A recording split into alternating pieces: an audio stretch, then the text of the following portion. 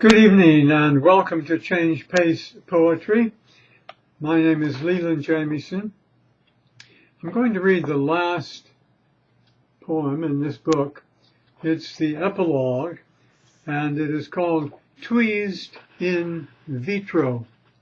It's based upon a biblical text, not because it is significant religiously, but because it is the basis of Zachariah Sitchin's life work, which you'll find in his Earth Chronicles. And the most critical two of these books is The 12th Planet and The Lost Book of Enki. Now, the text reads this way, and religious folk don't know how to interpret this. When men began to multiply on the face of the ground, and daughters were born to them, the sons, plural, that means the sons, the offspring of God, and they've made it singular here because the Bible is monotheistic, so it should be the sons of the gods, saw that the daughters were fair, and they took to wife such of them as they chose. This is from Genesis 6, verses 1 and 2, with the exception of the pluralization there.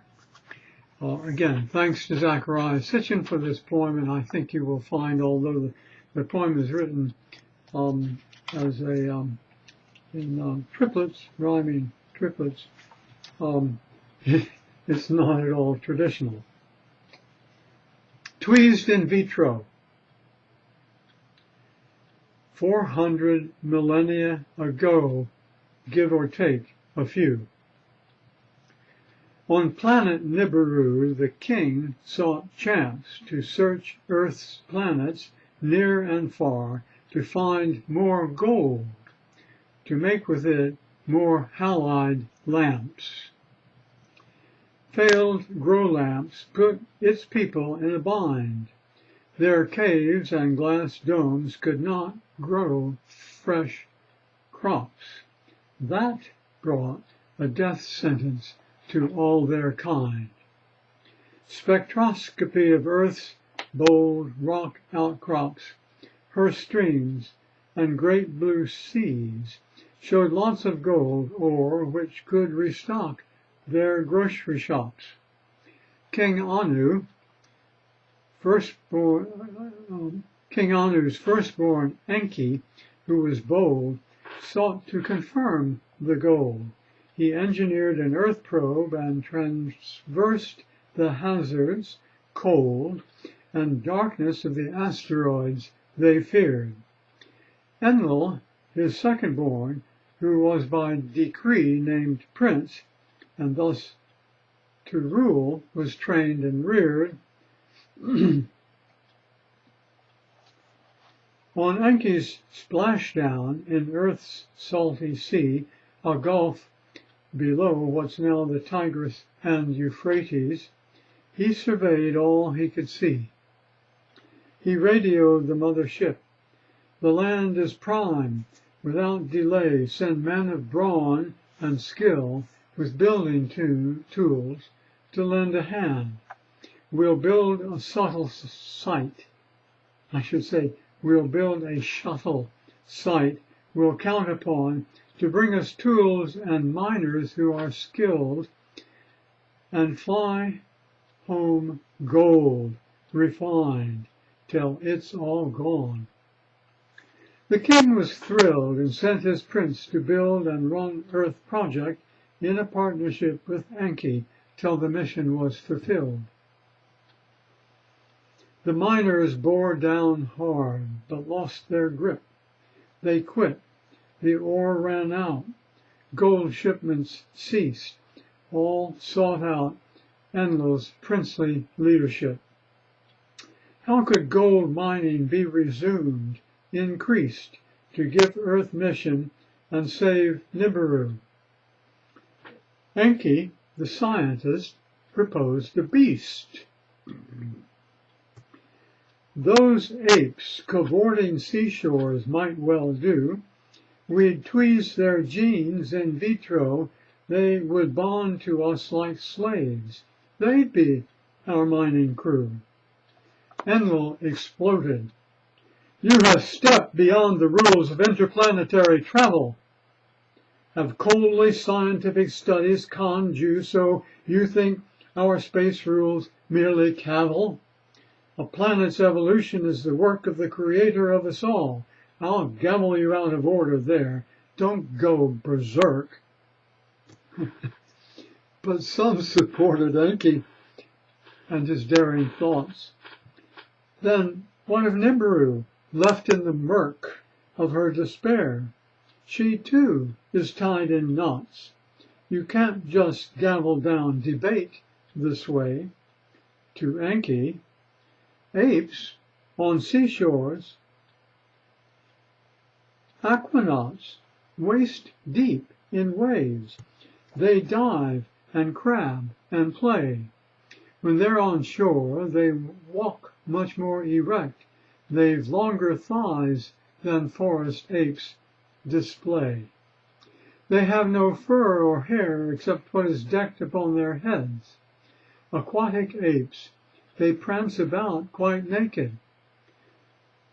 Where can we inspect these beasts?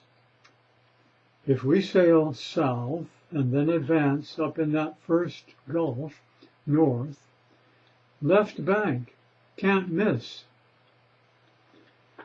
And Enki's plan survived, their only chance. Thus human beings came to be, a bliss to Anunnaki miners they relieved of drudge, and to the mission gone amiss. Stripped of their estrus, female slaves conceived continuously beside their male counterparts. Steadily Enlil grew much more aggrieved. His own and Enki's sons bred prickly hearts, provoked new jealousies, made slaves choose sides, and tutored them in warfare's deadly arts. Neither our slaves nor any god abides by my commands, not even our own sons, corrupted by their lust for slaves as brides. Enlil complained to Enki, and each shuns the confrontations we aim. We can't blame the slaves, his brother said. We are the ones who made them, and we bear and can't disclaim responsibility. It's, I agree, completely out of hand, and it's a shame. It shames, said Enlil, us and destiny. We chose this fate. We are the ones at fault. Could our Creator destine this to be? No way was our choice fate. In somersault, we've lost our balance.